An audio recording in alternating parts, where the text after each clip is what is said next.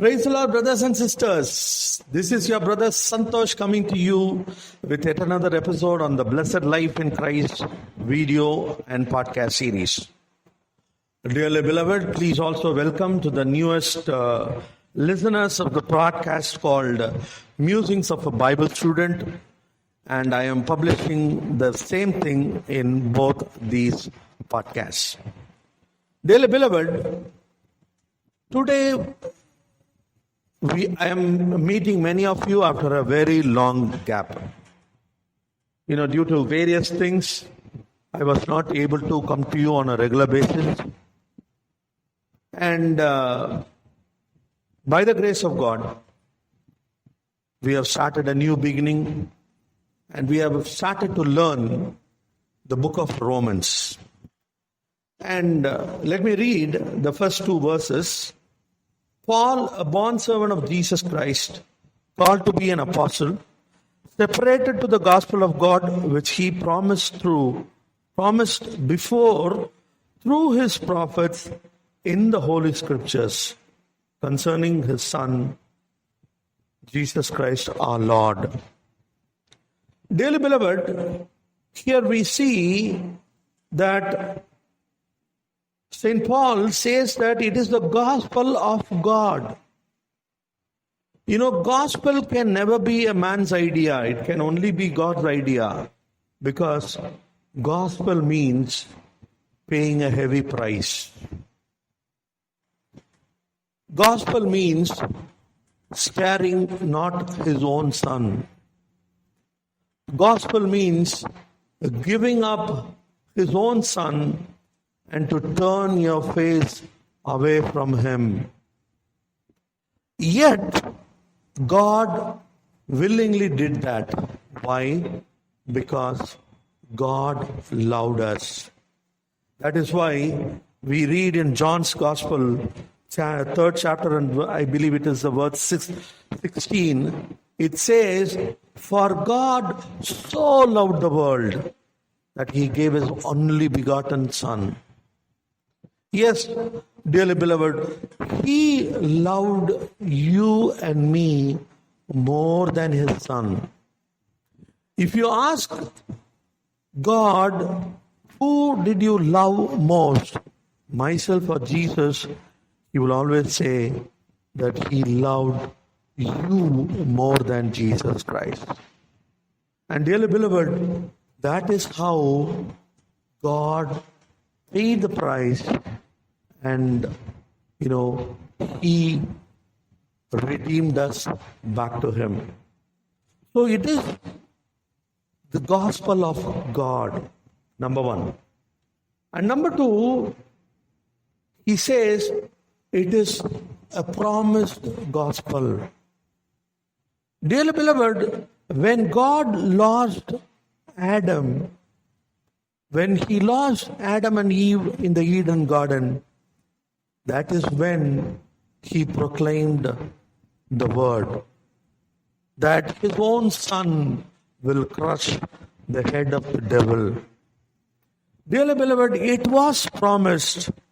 It was promised to Eve. And finally, Jesus Christ came into this world as promised. He destroyed the devil on the cross through his death, and thereby he earned our salvation. Dearly beloved, this gospel was a promised gospel, and the promise was kept true. Today you may be thinking that, God gave me so many promises, but I don't see them happening in my life. Dearly beloved, please don't lose hope. At his own appointed time, God will fulfill his promise. He will fulfill his promise. And why? Because he is not a man to change his words. People, they promise heaven and earth, but ultimately they deliver nothing. Many of the promises, man-given promises, they fail. Not because they didn't want to, fulfill it, but due to various reasons. Sometimes the people who promised may not live to fulfill it. The people who promised may not have the stuff to, fulfill the promise. Maybe they are not in their pink of their health to fulfill the promise. But dearly beloved, God does not deliver His promises this way. When He promises something, He will fulfill it. And dearly beloved, then we see that He promised through His prophets. This gospel was promised through the gospel, through the prophets. From the book of Genesis to the book of Revelations, there are several prophets who foretold the things which are supposed to happen in Jesus' life.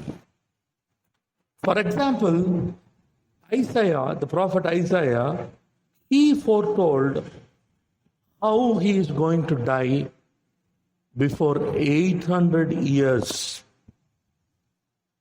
Isaiah lived 800 years before Jesus Christ, yet he prophesied how he is going to die. And that is exactly how he died. And there was a minor prophet who foretold where Jesus Christ was going to be born and what are the things which are going to happen during that time. And exactly that is how it happened. Dearly beloved, this gospel was delivered through, it was promised to prophets. And not only that, we here see that it was foretold in the Holy Scriptures. As you know, the Bible, which contains 66 books, it was written by 40 different authors during a span of several centuries. Yet, there is a common theme in the Bible. The common theme is Jesus Christ. Right from the book of Genesis, we can see Jesus Christ in every book of the Bible. And, the funny part is, they were writing about Jesus Christ, but they did not know or they did not understand what they are writing. Say you are asked to write a book. How can you write a book? You can write a book only on things you know, things you have studied, things you have come to understand. Dearly beloved, as far as this gospel is concerned, the authors were asked to write even when they didn't understand. That is why the Word of God says, the angels themselves, they were interested in learning what was about to happen. Even now, as I am explaining this, and as you are hearing this, I believe that angels are listening very, very carefully about what I am sharing with you. Yes, the angels of God are surrounding us. And they have come to, this Holy Scriptures, it is just like I said, even when they didn't understand, they wrote. Dearly beloved, you may be thinking, I do not really understand what is happening in my life. And I really don't understand why this is happening in my life. Dearly beloved, you don't have to worry. Let me tell you something. Let me promise you something. God knows each and every detail of your life. God knows who is coming into your life, who is getting out of your life. And God knows every step you take in your life. Sometimes you do not understand. When we see the life of Joseph, just after he shared the promise, the dreams which he received from God, so very happily with his brothers and his father, everything started to go downhill from that moment. From the day he shared it onwards, everything went downhill. He was thrown into a well without water. He was sold as a slave. He was thrown into a dungeon. He was thrown into the jail for a crime he didn't commit. Dearly beloved, all through the time, we see Joseph never losing hope, never losing never losing the trust he placed on the promise of God.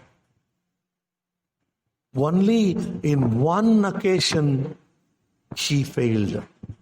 When he said to the cupbearer that, you please remember me when you go out of jail. That is how I can get out of this dungeon.